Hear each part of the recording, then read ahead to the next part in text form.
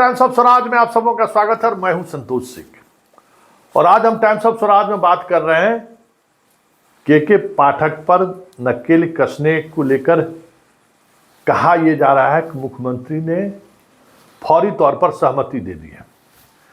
आज जनता के दरबार में सीएम कार्यक्रम था और शिक्षा विभाग की सुनवाई थी। संयोग से कई मंत्री वहां मौजूद थे। जब जनता का दरबार खत्म हुआ तो कई शिक्षा विभाग के फरियादी पहुंचे भी थे। कई तरह के सवाल से शिक्षा विभाग को रूबरू होना पड़ा भी था। उसी दौरान चर्चा हुई कि शिक्षा विभाग में हो क्या रहा है, किस तरीके से ट्रांसफर पोस्टिंग हुई है, किस तरीके से नालंदा का आदमी को सहरसा, सहरसा का आदमी को बगहा, बगहा के आदमी को भेजा गया है, कैसे किस तरीके का फीडबैक आ रहा है। जो बीपीएससी का रिजल्ट निकला है उस रिजल्ट को लेकर क्या चर्चा है। मतलब पहली बार सीएम बीपीएससी को लेकर और के पाठक को लेकर बातों को गंभीरता से सुना है। जो जानकारी मिल रही है उन बातचीत के दौरान वो कई बार दीपक कुमार की तरफ पलट कर देखे हैं। कई बार उन्होंने चीफ सेक्रेटरी से बात करने की कोशिश भी उन्होंने की है कि हम उस पर बात करके देखते हैं कि क्या बातचीत है। ये सारी चीज़ें चली हैं। इसका मतलब आने वाले समय में पाठक को जो छूट मिली हुई है या अतुल प्रसाद जिस तरीके से रिजल्ट निकाले हैं उन सब को लेकर किसी भी दिन सीएम आवास पर समीक्षा बैठक हो सकती है, ऐसी खबर आ रही है।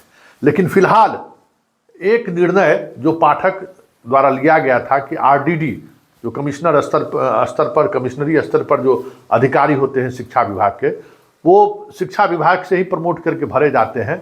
उस हाल राज्य सरकार ने सीनियर डिप्टी कलेक्टर को अपॉइंट करने का निर्णय ले लिया है और इस तरीके की जितने अपॉइंटमेंट थे सब अपॉइंटमेंट को रद्द कर दिया गया और समान प्रशासन विभाग ने विधिवत इसको लेकर नोटिफिकेशन भी जारी कर दिया है कि आरडीडी अब बिहार प्रशासनिक सेवा के सीनियर अधिकारी होंगे।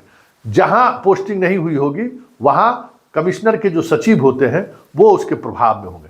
मतलब प्रशासनिक स्तर पर एक कह सकते हैं ऐसी व्यवस्था की गई है सरकार के द्वारा कि वहाँ थोड़ी कहते हैं ना कि जो व्यवस्था शिक्षा व्यवस्था में जो पूरी तौर पर धर्म धकेल वाली स्थिति थी, जिसको जो मन हो रहा है वो कर रहे हैं, तो एक बिहार प्रशासनिक सेवा के सीनियर अधिकारी के सहारे जिनके पास एडमिनिस्ट्रेटिव अनुभव भी है, जनता के बीच काम करने का एक अपना एक अनुभव है, फिर कई तरह की चीज़ें एडमिनिस्ट्रेटिव सर्विस में रहने वाले अधिकारियों के साथ रहता है जो शिक्षा विभाग के अधिकारियों के साथ नहीं होता है।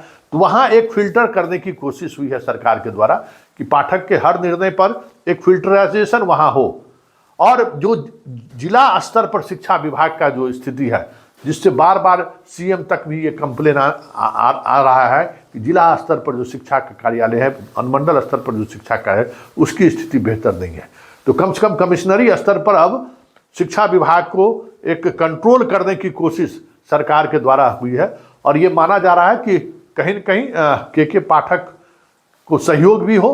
लेकिन के पाठक के कई ऐसे निर्णय जो अव्यवहारिक निर्णय है उस निर्णय पर बैठक में एक अलग तरीके से बातचीत को भी रखा जाए, क्योंकि सीनियर डिप्टी कलेक्टर रहेगा तो बहुत सारी चीज़ें नहीं चलेंगी और शिक्षा विभाग के डायरेक्ट अधिकारी नहीं है तो फिर के पाठक उस पर कोई कार्रवाई भी नहीं कर सकते हैं।